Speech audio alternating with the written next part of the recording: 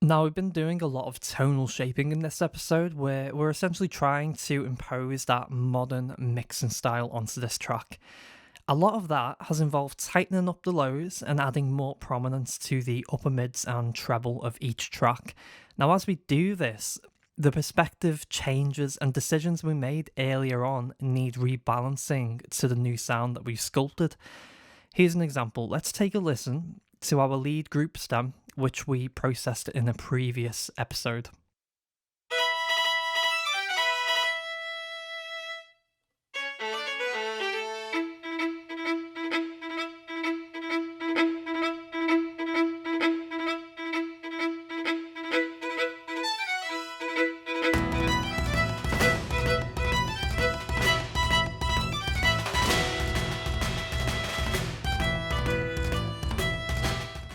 The only change that has been made here is the low shelf on this EQ.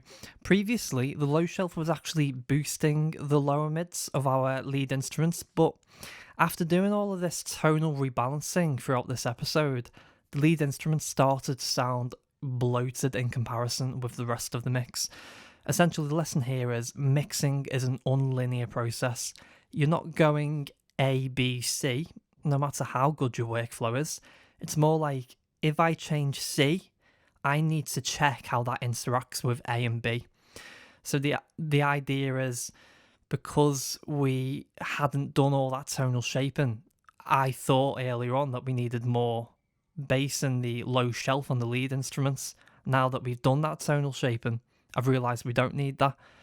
So that's the perfect example of this concept that I like to talk about, relative tonal balance. There are bright mixes out there with more energy in the top end, and there are darker mixes out there with less push on the top end. You also have lo-fi styles of mixing. They all work really well. But if you take an element that was mixed for a bright mix, for instance, and put it in a dark mix, it will sound harsh and brittle. But then if you put it back in the bright mix, it works perfectly fine.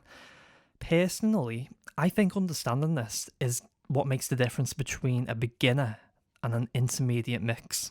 Now, with that little bit of philosophy, let's wrap it up. Thank you very much for watching. I'll catch you next time.